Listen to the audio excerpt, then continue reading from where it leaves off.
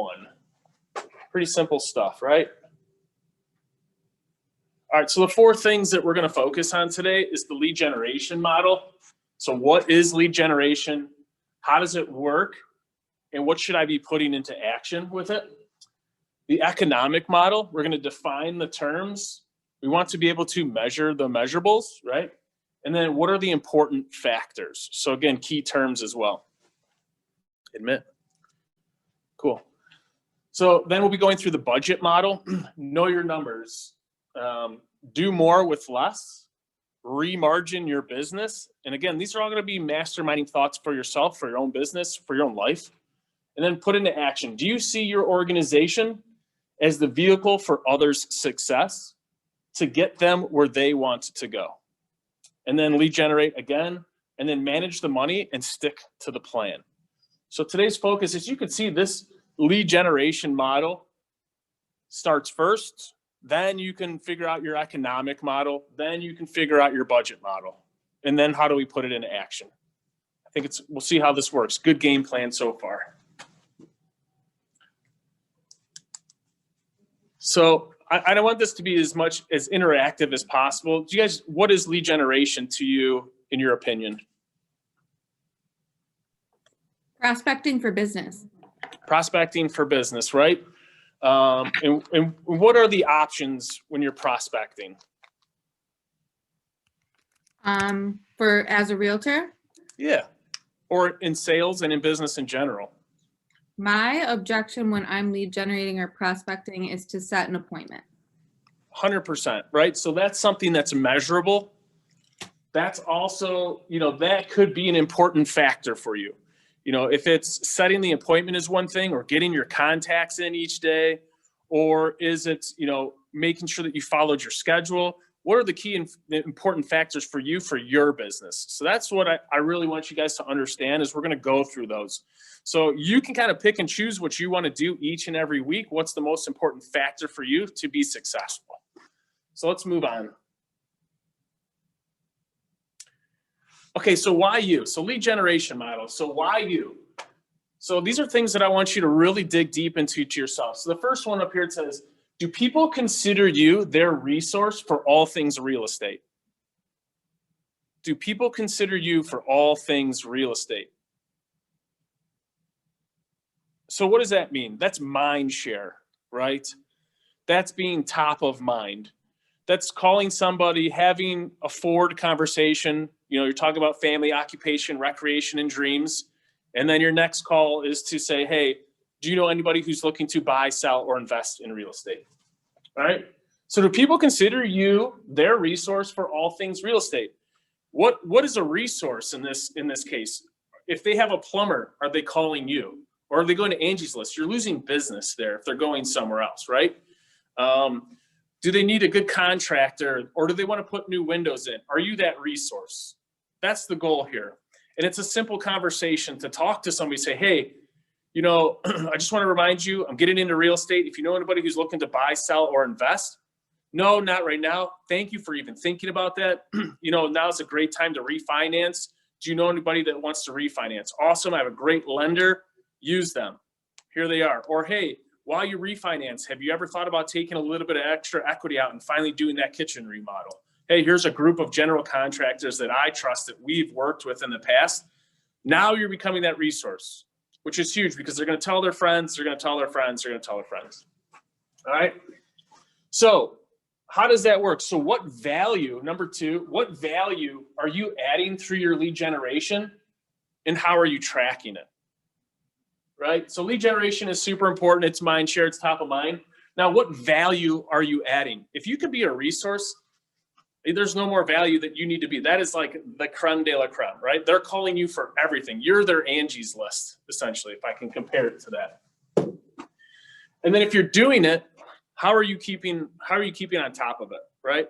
So for example, I called 10 people today. They were all from my sphere of influence. I asked each and every single one of them, who do you know who's looking to buy, sell, or invest in real estate? I got an answer from 2 of them.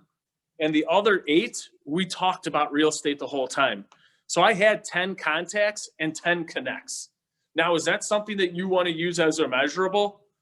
Maybe you say, hey, I want to get 10 contacts in today, and I actually talked to really 2 of them. So maybe it's 2 connects. Be as strong with yourself or as accountable with yourself as you want to be. It's up to you. But those are definitely measurables, and it's something to write down. And then maybe you can measure it this week, next week, throughout the month, throughout the year, so on and so forth. So what value are you adding through your lead gen, and how are you tracking it? So what kind of conversations are you having? What kind of scripting are you using? Do you know any great scripts? That's the question too. And then what are you doing with your money once you have made your commission? Right? So we're going to go through that. So for me, do people consider the resource for all things real estate? So I'm having business to business relations calls. Who do you know and in which field? And are you talking to them regularly? Are you asking them, hey, who do you know who's looking to buy, sell, invest? And then also at the same time, like, hey, I have 3 or 4 people that are looking to do, they need a new faucet added, or they want to put in a whole new a plumbing stack of that nature. Who can I use, right? And then when is the last time you talked, right? So are we doing the touch plan? Lead generation is all about, it used to be called the drip plan. Now we call it the touch, 36 touch, things of that nature. So when is the last time that you talked to them? I'm sure that they're ready and waiting for your phone call, because you need to keep that relationship alive, especially with some new news that we've learned. Relationships are going to be super, super important in real estate, right? And then setting up that game plan to talk to them. How are you going to talk to them and talk about, and we'll discuss that too. So what is value in real estate? Do you know the ins and outs of deals? Is that your value? Are you just a straight hustler and can get people into houses sooner than anybody else? Are you willing to outwork other people so you can have that great relationship, great communication with the list agent or buyer's agent? And then are you great with numbers? Hey, you know what? The house down the street is 1,000 square foot more. It's sold for $12 a square foot, higher than the average dollar per square foot. This house, is just a little bit below the average, though it has above average amenities. This is a great value. Can you talk to them that way as well? Okay. And then obviously amazing communication. Hey, just to let you know, we finished up that ROC. It just came in. We need you to sign that. All right, you signed it. Let's send it back. Let's get on to pending lending title. Or, hey, you know what? I just talked to the list agent. They're in multiple offers. Believe it or not, price is not the most important thing to them. Can we be flexible with dates and movement, or not asking for closing costs, right? So what's your value? These are things for you to write down, for you to figure out for your business. What is your value? What are you bringing into real estate? And why are people using you as the resource? So why you? So this is kind of like something I would love for you to just take a time, explore yourself, and write down 5 to 10 things that you bring value to in real estate. Why are you paying yourself? Why would you hire you? And why? That's the question. Right? And why would somebody employ you to go sell their one of their biggest assets? Or why would somebody employ you to help them find their biggest asset? So what value do you bring? I would write that down. Try to figure out 5 to 10 things that you really bring to the table. Those are your strengths. And then even consider your weaknesses. Maybe some areas of focus that you have to work on. What's the saying? You're only as strong as your weakest link, right? All right, cool. And then we'll get into the budget model. We'll get into, once you made the check, what do you do with it? Okay. So let's move on. So lead generate, schedule time to do it. We'll talk about how to make that all work as well. So here it is. Oh, so David, this is a finance class. Why are you talking about lead generation? It's the one thing. It's the one thing. What's the one thing that such by doing it, everything else becomes simple or unnecessary? And if you were to talk to CG, our operating principle, it'll always go back to one thing, and it's lead generation. When you have so many deals, you're showing all these houses, you're under contract, you should always be lead generating, no matter what. Whether it's out with your friends, scheduled every morning from 8:30 to 10, so on and so forth. Lead generation is how you create financial success. And what's the purpose of business? Is to fund your perfect life. So here are ways to help you create financing. It all starts with the one thing, Lead generation. Got to lead generate, right? So one thing, what is the one thing that is such by doing it, everything else becomes simple or necessary? So what are some types of lead generation that you're using in your business? Anybody can jump in on that. Let me know. Email and social media. Email, social media. So email is great, right? It's a part of our 33 touch. You can email somebody once a month, or you can do it once a week. You know, through command, you can set up listing reports, right? Or you can set out, you can say, hey, your neighborhood, this house, here's all the things that are selling. You're setting them up for success. You sent them that email. Now your mind share, you're top of mind. So not only are you lead generating as well,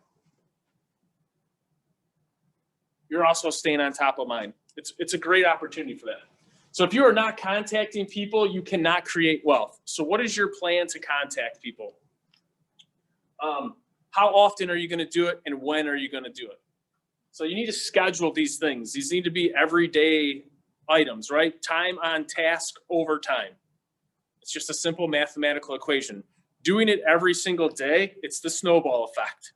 It's just going to roll and get bigger and get bigger and get bigger and get bigger. And that's how you're creating finances. You have to lead generate properly. So get real and get right, right? So if you're not contacting people, you can't create wealth. You have to get real to get right, and you have to set up the plan to lead generate. Cool. So where your money tree is planted and nurtured makes a big deal. So where are you planting your seed in real estate? Who are you talking to? Where are you getting mind share? What are you nurturing? Who are you nurturing, right? How are you maintaining its growth? Are you contacting them with an email each and every week or every month, letting them know how much their home is worth? Or, hey, here's a couple of houses that I know our last conversation said that if you were really looking in one area, this would be it. This has just popped up. What are you doing to nurture the money tree's growth? Think of it that way. When's the best time to plant a tree? 20 years ago? When's the second best time? Today. So if you haven't talked to a friend in a very, very long time, now's the time to replant that seed, re-nurture it, right? And whatever you put a seed into, it's either going to be, if you put it in vinegar, it's probably not going to grow. You put it in water, take care of it, give it sunlight, it's going to grow. So nurture it properly. And then how are you picking the fruits of your labor, and what are you doing with them to bear more fruit?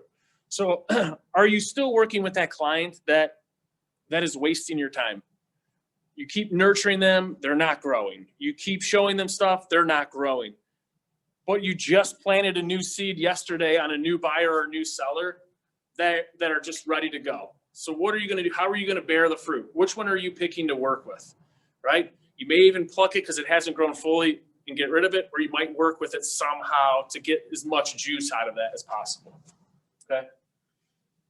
So does anybody have any questions so far? Lead generation, schedule a time to do it daily, social media, email, calls, DTD2, which is like a bull law. So DTD2 is go through your phone, call the C's and the H's today.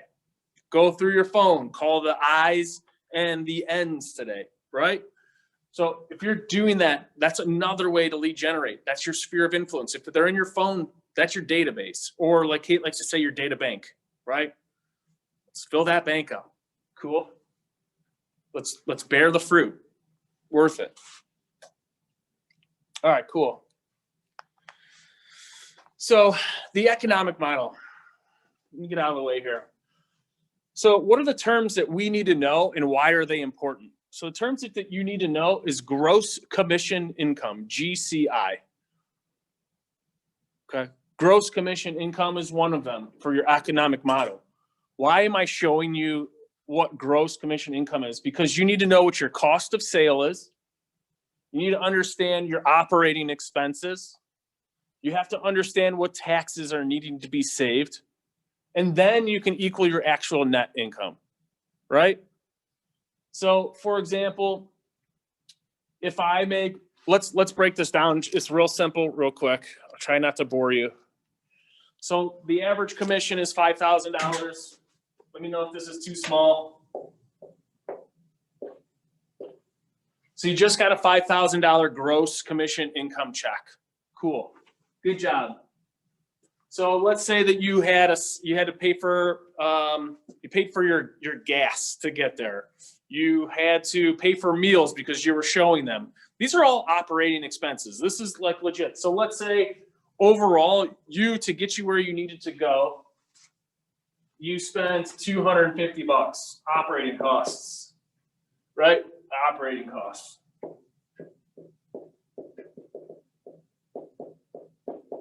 Cool. Now, your taxes are probably 30% that you have to take out. That's $1,500. So you minus this, so taxes. Again, this, I haven't mentioned it yet. You should have a separate account for this. If you want to have a separate account for your operating costs, I suggest it. Multiple, not just one account, 2, 3, maybe 4, right?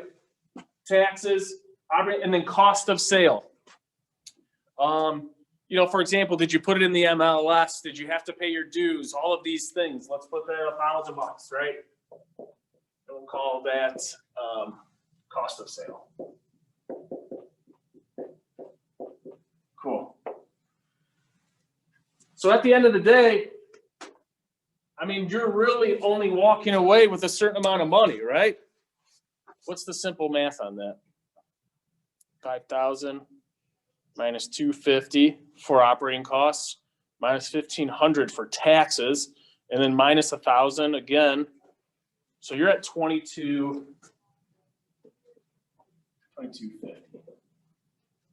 So that's your take home. So why is that important to know? Is because with the economic model, now you can tell yourself how many deals you need to do, how many listings you can take, how many buyers you can take, because now you know that your gross commission net is $2,250 for every deal you do. So if you said that you wanted to do 25 deals or you want to make 100 grand, at this point, you're probably going to have to do 50 deals, right? Now, so if you break that down, I need to do 50 total deals. It's over here. So we know that 2,250 is our average. Is the average here. So if I have to do 50 deals, how many of them are going to come from listings? And then how many of them are going to come from buyers? Now, if you're like, you know, if you got a great team and your listings heavy, you're probably going to be 75-25. If you love to run buyers, then you're probably going to be, you know, 40-60, right? So with the economic model, if I need to do 50 deals, I need to figure out where my business is coming from. So you start here. This is the end in mind start. So you need to know how many listings and how many buyers you're going to take in your average dollar that you're going to actually take home, which is elimination from taxes, operating costs, and then a cost of sale. Okay. So if you have to use CJ's business planning class, he'll probably do that this year. Kate, is he going to do that this year? Good. So he'll break this down completely. I just want to go through the basics today. So the economic model, you shouldn't even really even start lead generating until you know what it's going to take to just operate your business. That's what the economic model is for. Okay. So what are you doing to manage your numbers? What are you doing to manage these numbers? What are you doing to manage your lead generation numbers? How are you measuring your success and your failures? And then what's your scoreboard, right? So if you're on the Triv team, we have the CTE tracker, which is something that we use to track, right? So that's like really bright and not working there. Sorry about that, gang. But so what are you doing to manage your numbers, measure your success or failures, and what's your scoreboard? You should be using Command. Command is the answer for pretty much everything if you're a KW person. It's free. It's extremely accurate. And the nice thing is it's a client relationship management, right? So if you want to keep your score, if anything else, one of One of our coaches from Metrics Coaching, Brian Gubernick's awesome guy. He talks about he went to a basketball game. There was a scoreboard on the board. They knew how many timeouts there were. They knew the difference in the score. They knew who was scoring what. They knew how much time was left. And then all of a sudden, the power went out. So how do they keep track of score? You know, the fans started getting very scared and nervous. They're like, we don't know if we're winning. We don't know if we're losing. How can you go through a competition such as real estate and not know where you stand? Okay. Command is that answer. Doing the economic model is a great way, or the command is a great way to manage your economic model. Make sense? Good. Good. Very good. So focus on your area of work that needs to have the most attention to it. You're only as strong as your weakest link. Wow, I wrote that down. That's crazy. So know what your scoreboard is. Know what you're doing each and every day. You know, hey, I want to do 50 deals this year. It comes down to basically I want one appointment a week. That's something measurable, right? One appointment a week. So what is that? That's 52 appointments in the year. That'll probably only get you 25 deals or less. So then you got to amp up your lead generation. You got to talk to more people, and then you got to learn to manage it. Okay. So knowing your numbers, are appointments the most important thing you want to look at? Maybe. Is it contacts? Maybe. Is it under contract? Is it pending? However you want to manage it, make sure that you can control it and see the scoreboard. So using command or Brivity or Conversion or Salesforce or Follow Up Boss or Commissions Inc. Whatever works. Command's free, but if you're a Keller Williams agent, use it. All right. All right. So what are the most important terms in your business to reach for? So this is what we've been talking about. So are we going to work on our conversion rate? Unfortunately, you're paying Zillow to get leads, right? They're coming into you. Are you going to manage how many calls come in and how many appointments you take? That would be your conversion rate, right? So if I have 10 people call in and I'm only meeting 3, then my conversion rate is 30%. You need to work on maybe your script and role play. So little things. It's a great way to understand where you're at if you want to get to the 50 deals. Let's keep that in mind, right? What's your average sales price? Oh no, you know what, David? Our average sales price is $200K. That's getting me around $5,000 per commission check. We just did the economic model and realized that we're only making $2,200 off of each deal. So if you want to hit your numbers, you're going to have to either increase your average sales price, or you're going to just have to sell more homes. So what are you measuring? It's your measurables, right? Buyer versus seller sold volume. Your commission in general, that could be something that you just track specifically. And then your gross revenue minus expenses equals your net income.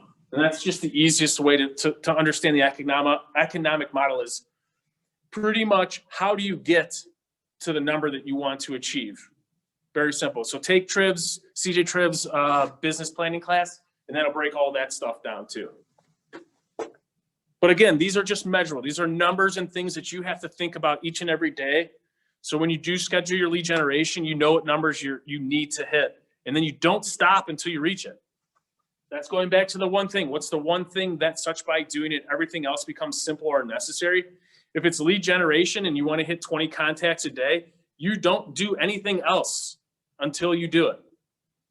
So what's the one thing that's touched by doing it? Everything else becomes simple or necessary. That's the most important thing. And you don't move on until that's done, until you hit your number. And it's on you. It's your number. You created it. So hold yourself accountable to it. Okay? So this has a lot to do with finance, right? You know how much you're going to be making after every transaction. You know how many transactions you have to do to create the amount of money you're going to make. Because the purpose of business is to fund your perfect life. You know your vacation is going to be $5,000. That's 2 deals, maybe 3 deals, depending on your price point. What does that take to get you to Key Largo or Jamaica, wherever you want to go? Croatia. I heard it's really beautiful. I'm just trying to let you guys know that if you want to make money, you have to lead generate and you have to manage it. Cool. All right, so now Budget model, great. So we set up a plan to know how many houses we needed to sell based on how much money we were making per deal, eliminating operating costs, eliminating cost of sale and taxes. So what do I get to take home at the end of the day, right? How are we going to achieve it? How many sales I need to do on each side? And then we get into your budget model. So now you've made the money. It's yours. You get to keep it. Now what do you do with it, right? So you need to do an annual budget. An annual budget is how much money are you going to be bringing in based on the economic model if you hit all of your goals and do all the things necessary to do, and then you stick to your budget. So discipline is freedom in a way. You need to really, truly stick to your budget model. Right? And if you want to dig deeper into this yourself, it's all in the Millionaire Real Estate Agent book. This is 100% MREA. So think about that. Gary Keller wrote this book, what, in the early 2000s?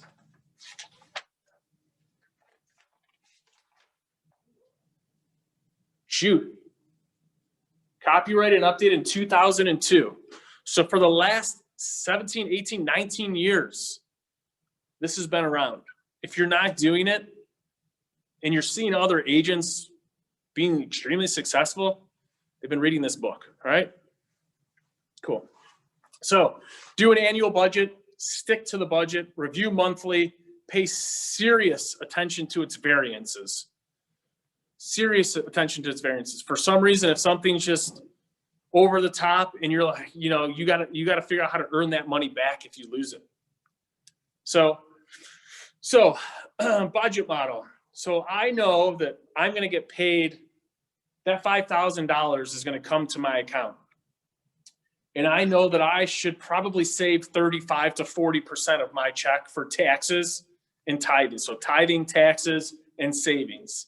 So I'm going to take, out of this $2,250 that I know is left over, I'm probably taking just a little bit under half and saving it for taxes and then just my retirement maybe. You can do whatever you want. If you want to save 1% at a time, let's say you're new to the business, you got to eat, you got to pay your bills, you got to pay for your car, which we're going to be jumping into all of your other expenses today because we want to really limit and lower your expenses. So you can, have the lifestyle that you want in the future. So I suggest if you only have one account, open up 2 or 3, try to save 1%, 2%. The goal is 10% a check, honestly. And then if you want to, 30% of taxes is probably very safe nowadays. It depends on how much you make and what tax bracket you're in. Obviously I recommend talking to a financial professional, somebody that does this each and every day. If you don't have an accountant, go get one. Pretty simple, right? So accounts, maybe one for taxes, maybe one for savings, maybe one for your expenses, and then one for yourself. Got to pay yourself, right? Got to get a new pair of shoes, got to look good when you're showing houses, maybe a new sweater, new shirt, whatever. So budget model is how to manage what the money is, like you actually have it. What do you do with it when you have it, and how do you keep track of it? Scoreboard, scoreboard, scoreboard. Now, this is my favorite part of the budget model is where can we trim the fat? So have you looked at the apps on your phone lately? How many of those are charging you monthly? I have the Calm app, $80 a year. Could I get rid of it? Probably, but then my mental health will go down, right? Are you paying extra with any app at all? Look at that stuff, because you probably are paying $2 or $4 sometimes. Are you using a Hewlett-Packard computing system where they're going to charge you every month $5 and you haven't used that printer in years? That's something to cut and check. Do you have Credit Karma? Great way to manage your credit. Honest God truth. Great stuff. It'll tell you at the bottom, what is something that you missed? I missed a payment for I think I hurt my eye and I scratched my cornea, and they went to go clean it. It was like a $450 bill that I didn't even know I had from 2007. And that was killing my credit, destroying my credit. And I never paid it off. And then I finally paid it. My credit skyrocketed, right? So that was cutting an expense. Like, that's really an expense that I didn't know that I had, and it was a benefit to me.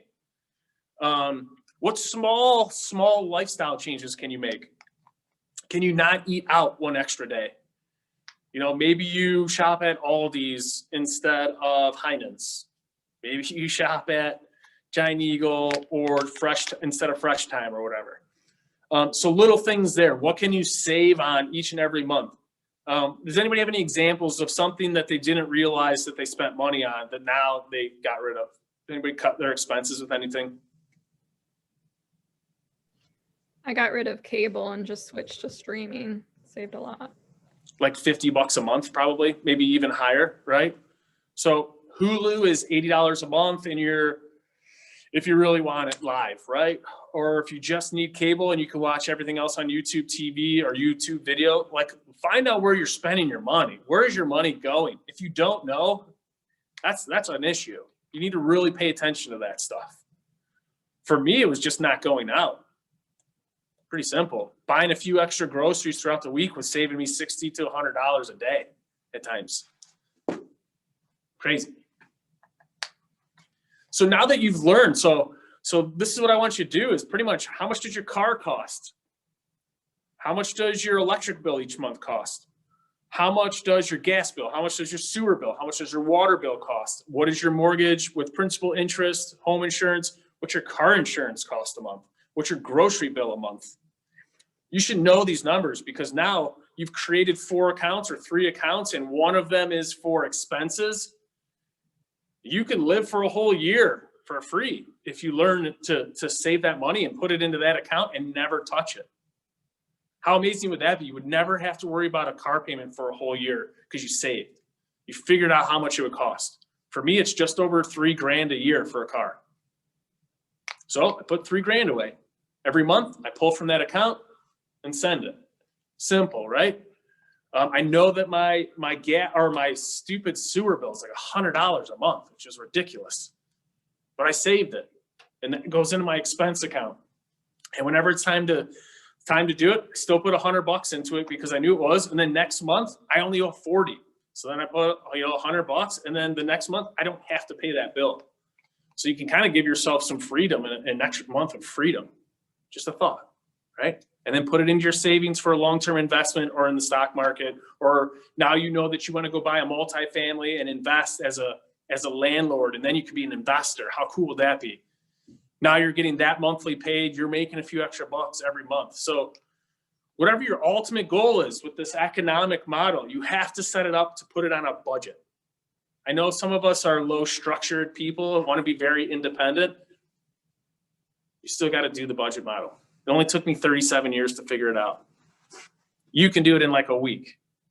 Just get super serious about your expenses. Where are you spending money every day? How much does it cost you to put gas in your car? Every month, every week. How much does that cost? Save it, put it away, and then it's less you have to think about.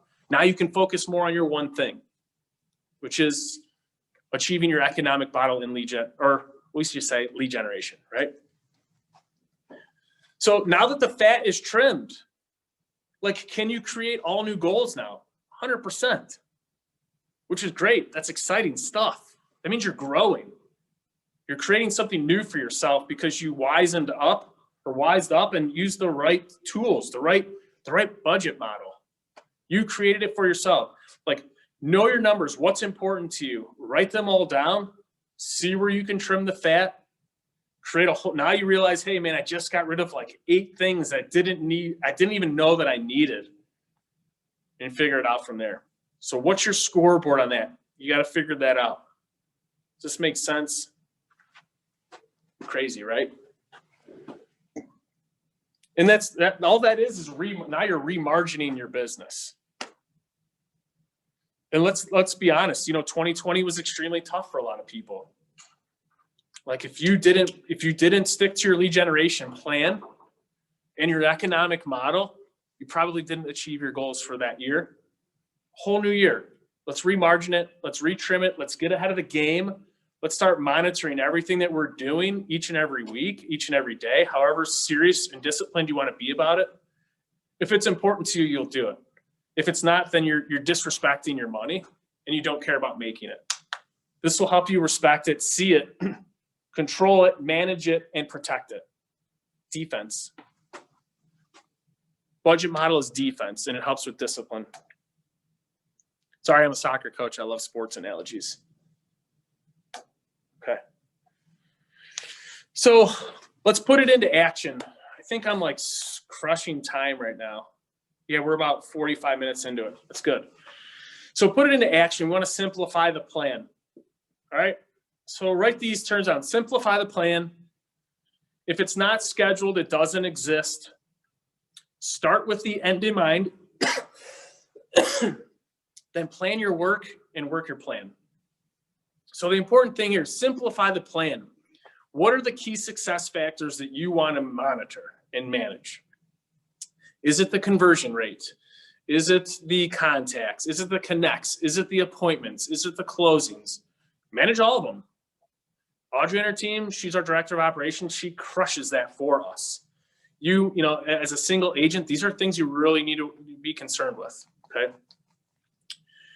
If it's not scheduled, it doesn't exist. If it's not scheduled, it doesn't exist means if I don't schedule my lead generation, then I didn't make time to lead generate.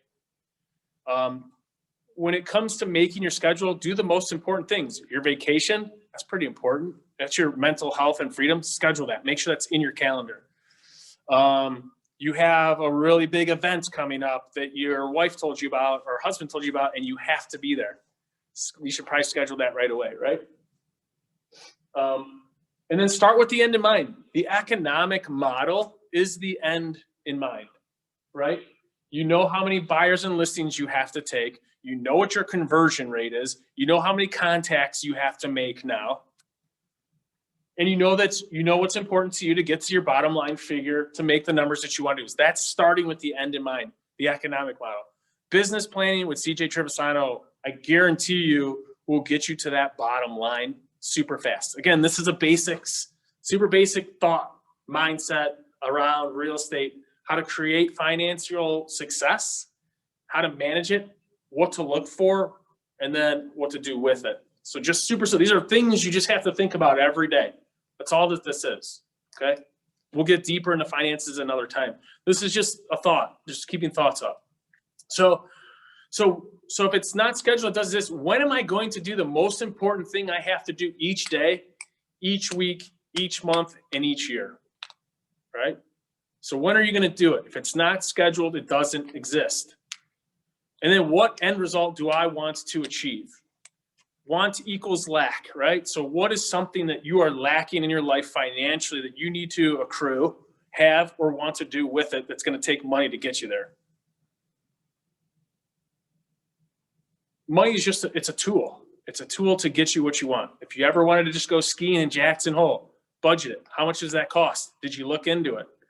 How much do you have your own skis? Are you going to have to rent them? Are you going to have to get a flight there? Are you going to have to get a place to stay? Are you going to have to get a rental car? Or is Uber outstanding? You can just use Uber everywhere. Can you take the transit? Can you take the train? Like start digging into like what it's going to take. That's your economic model for your vacation, right? What's all the fun things that you want to do and how much is it going to cost? And then we figure out the budget. We figure out the budget for that, okay? So you do all your research. Research is lead generation. You call the place and say, hey, Vail, you're awesome. I want to spend some money this year because I want to get there. How much does A, B, and C cost? $4,000. Sweet. So now I know it's going to cost me $4,000. So what do I have to do? How many more houses do I have to sell? Put that into your economic model. Great. All right. So if I sell 3 more houses this year, 3, we're chunking it down. We're simplifying it, right? Simplify the plan. 3 more deals. What's that? Okay, I need to call another 100 people for me to get 5 more appointments, and I need to convert 3 of them to write those offers, get them under contract. See, I started at the end. I knew what the end result was, and I broke it down. And then now I'm budgeting it. Hey, these 3 extra deals I'm putting into now my savings account for trips. I opened up a new account for saving account for trips. You could do it, right? Are you thinking like this? These are like it's mindset stuff. Let's start with the end in mind, right? So what end result do I want to achieve? And then plan your work, then work your plan. You start with the lead generation model. I would say start with the economic model first, then lead generation model, then budget model, if I were you. Does anybody have any questions really quick? I know there's not a ton of us today because financing is so much fun to talk about. Yeah. Okay.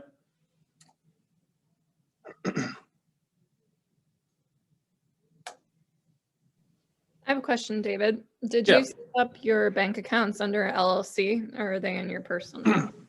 So the last few years, I have not done an LLC yet. Okay. I was told by my accountant that I need to set that up. Okay. And especially if I ever want to start doing more investing in like buying multifamilies, an LLC is super ideal. Especially if, let's say I buy 123 Main Street. Everybody knows where that house is at, right?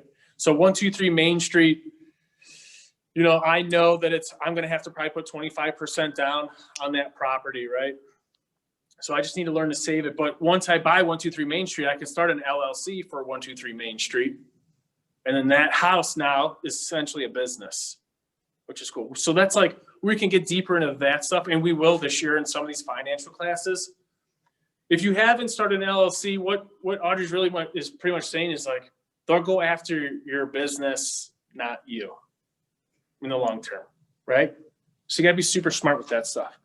I just wanna go over a few laws really quick. This is something that I probably shouldn't show you today, but I'm going to because I think it's important.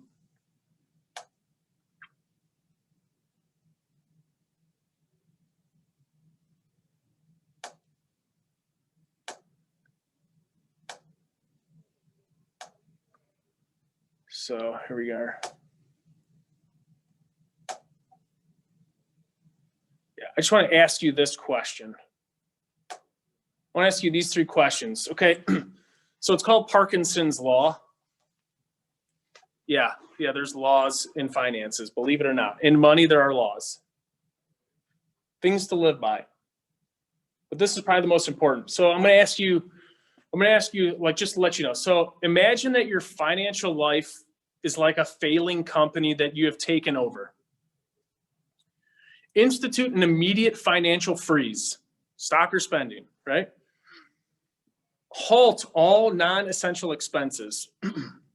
Draw up a budget of your fixed, unavoidable costs per month and resolve to limit your expenditures temporarily to these amounts. So I think for some of you, you may not be like putting into place all of the stuff that you pay for every month. Like, get super serious, extremely specific and extremely detailed on that. I know it's a lot of work, but if you do it now, you'll set yourself up for so many years of success down the line. And then you'll look at your bank account and you're like, oh, that trip is super, like, right around the corner. Let's make it happen. So imagine that your financial life is like a failing company that you've taken over. Institute an immediate financial freeze. Halt all non-essential expenses. Non-essential expenses to me are literally going out to dinner on Thursday, Friday, and Saturday night. Maybe stay at home one night, cook at home. Or what's another one? You're buying a movie. You're buying too many movies during the week. That was one of my biggest things. I was on my Xbox when I was younger, and I always bought a new movie every week. I don't need to be spending $50 like that. So carefully examine every expense. Question it as though you were analyzing someone else's expenses, right? Look for ways to economize or cut back. Aim for a minimum of a 10% reduction in your living costs over the next 3 months. Can you cut 10% in the next 3 months? Then you realize what you can truly live on. And then resolve to save and invest 50% of any increase you receive in your income from any source, right? So as your money gets higher, what can you afford to live on? Is basically what this whole idea is. What are you able to? I know I have a friend. This is crazy. He lives on 20% of his earnings, 20%. That means he's saved or invested 80% of his money that he gets every month. Right now, he owns over 18 investment properties. He owns a small, and I mean small, like 900 square foot place in Manhattan. And then his retirement place is in Brooklyn, New York. And he has somebody renting it there for, I think, like $3,200 a month. So by saving that, he was able to realize how much minimal things that he truly needed to live off of. That's the net. So imagine this guy, you know, even if he's making $150,000, $300,000 a year, and you could still live off of 80%. Let's say you're making $60 or $60 or $60,000 a year. You could still live off of 40 grand, right? You could still live off of probably 20. Believe it. I'll tell you right now, my month, what it takes for me to live for a whole year is under $22,000. And I promise you I make a lot more than that. So then what do you do? What do you do with it? What do you do with it? What's important to you? Why are you spending the money on what you're spending? Do you need to do all this extra marketing when in reality maybe social media is free and it's a lot easier for you to do it there? Or instead of buying leads on Zillow, why don't you just call your friends and family and ask them for business? Why don't you go through your phone and call, like literally, I don't know if they even have the yellow or white pages anymore. But call some businesses on Google. Start with hey, I see that you're a local business in Cleveland. Just curious, what type of business are you? You know, where do you guys service? Do you know any of your clients that are looking to buy, sell, or invest in real estate? That's a free call. It's pretty sweet, right?